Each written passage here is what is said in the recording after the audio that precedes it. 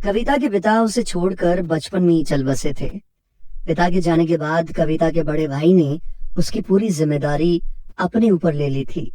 कविता के भाई सुरेश ने उसे बहुत अच्छे स्कूल में पढ़ाया और इंजीनियर बनाया।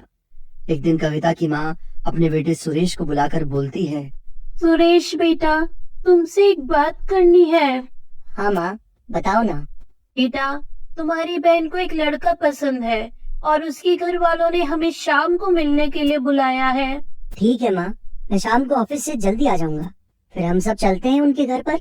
सभी लड़के वालों के घर जाते हैं, जहाँ कविता की भाभी लड़के का घर देखकर चौंक जाती है और बोलती है, अरे वाह माँ जी, कविता दीदी ने तो बहुत बड़े घर का लड़का पटाया है। वाह, क्या शान और शौकत, नौकर चाकर, गाड़ियाँ तो इतनी है कि पूछो मत, और कॉलोनी में 4-4 घर हैं। माँ जी, आपकी बेटी के तो नसीब ही खुल गए। मेरे बेटे के लिए बहुत सारे अच्छे घरों के रिश्ते आ रहे हैं, सभी अमीर परिवार से हैं, लेकिन मेरा बेटा सिर्फ कविता से ही शादी करना चाहता है। देखिए भाई साहब, मेरे पति के जाने के बाद से पूरा घर मेरा बेटा ही संभालता है, तो आप इसी से बात कर लीजिए, जो भी लेना देना करना है। अरे नहीं नहीं नहीं बहन जी, मेरे कहने का मतलब ये नहीं था। हमें कुछ नहीं चाहिए दहेज में, हमें तो बस लड़की संस्कार वाली चाहिए।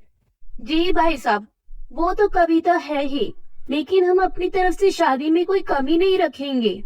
तो जी हमारी तरफ से रिश्ते के लिए हाँ है, आप जाइए और शादी की तैयारियां कीजिए। अभी परिवार वाले लड़के की फैमिली से मिलकर बहुत खुश होते हैं। फिर घर आकर खुशी खुशी कविता को रिश्ता पक्का होने की बधाई देते हैं। कविता की माँ कविता को अपने पास बुलाती है और कहती है, हमारे पास इतना तो नहीं है कि हम तेरी शादी में खुला खर्च कर सके। तेरे ससुर भी अच्छे इंसान लगे जो ज्यादा डिमांड नहीं कर रहे हैं। हाँ माँ, पर मुझे तो डिजाइनर लहंगा ही पहनना है शादी में, और सगाई से लेकर तक शादी तक सारे फंक्शन 5 स्टार होटल में ही करवाने हैं।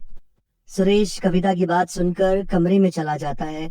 उसी समय वीणा सुरेश के पास जाकर बोलती है, क्या हुआ जी, इतने परेशान क्यों हूँ? मैंने कविता की हर इच्छा पूरी की है, या यूँ कहूँ कि हर जिद पूरी की है। उसके पसंद का स्कूल, उसकी पसंद का कॉलेज, वो चाहे मेरी सैलरी में था या नहीं, पर अब उसकी शादी उसकी मर्जी से करना बहुत मुश्किल लग रहा है। वो कैसे डिजाइनर लहंगे और 5 स्टार होटल में शादी करने की जिद कर रही है, ये डिमांड पूरी करना बहुत मुश्किल है। इतना मत सोचो, भगवान का नाम लो और सारे इंतजाम हो जाएंगे। मैं अपनी गहने कविता दीदी को दे दूंगी, लेकिन शादी के खर्च का कुछ करना होगा। अच्छा, वो मैं देखता हूँ। ऑफिस में एडवांस सैलरी के लिए एप्लीकेशन दे देता हूँ और बैंक से कुछ पर्सनल लोन ले लेते हैं।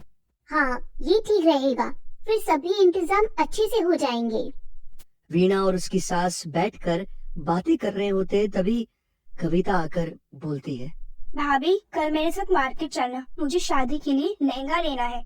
हाँ नीना, तुम दोनों चले जाना और एक अच्छा सा लहंगा दिला देना इसे। लेकिन सुनो कविता, 10,000 से ज्यादा महंगा लहंगा मत लेना।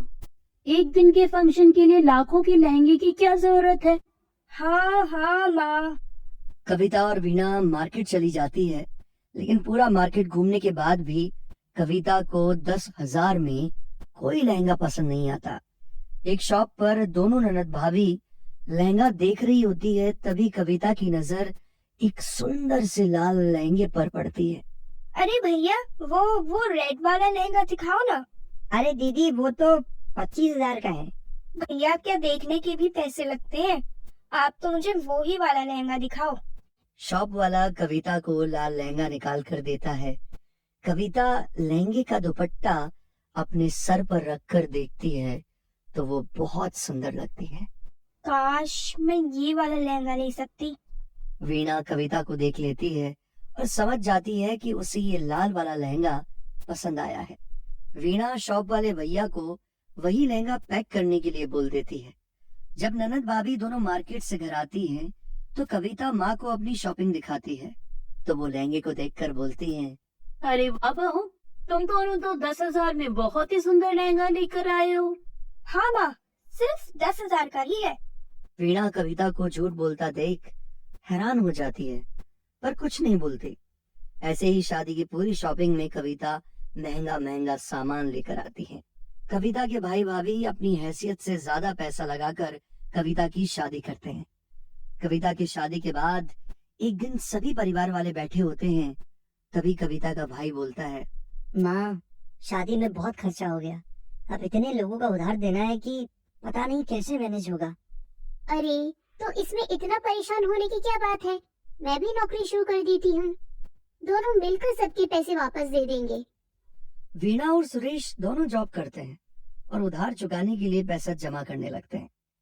एक दिन जब वीणा ऑफिस से घर आती है तो उसकी सास बोलती है, वीणा, दिवाली आ रही है। शादी के बाद ही कविता की ससुराल में पहली दिवाली है, तो तुम ऐसा करना, कुछ कपड़े और मिठाइयाँ ले आना, मैं कविता की ससुराल में दे आऊंगी। अगले दिन वीणा मिठाई और कपड़े ले आती है, जिन्हें कविता की माँ कविता के ससुराल में दे आती है। उसके बाद ही कविता का फोन आ जाता है। अरे माँ भाभी, ये किस सड़क से कपड़े उठाकर लाई है? थोड़ा पैसा और खर्च कर देती, इतना भी क्या कंजूस होना। और कपड़े खरीदने नहीं आते तो पैसे ही दे देती। ये क्या बेकार सी साड़ी ले आई है मेरे लिए। अब करवा चौथ का त्योहार आ जाता है। इस बार कविता की माँ वीणा को पैसे देने के लिए कहती है। वीणा बेटा, ये कविता का पहला करवा चौथ है, तो उसे 10,000 रुपए दे देना। माँ जी, इतने पैसे अभी जुटाना तो मुश्किल होगा। अभी उधार के पूरे पैसे भी सभी को नहीं लौटाए हैं। मैं एक काम करती हूँ, 2,000 रुपए का सूट और 1,000 की मिठाई दे आती हूँ।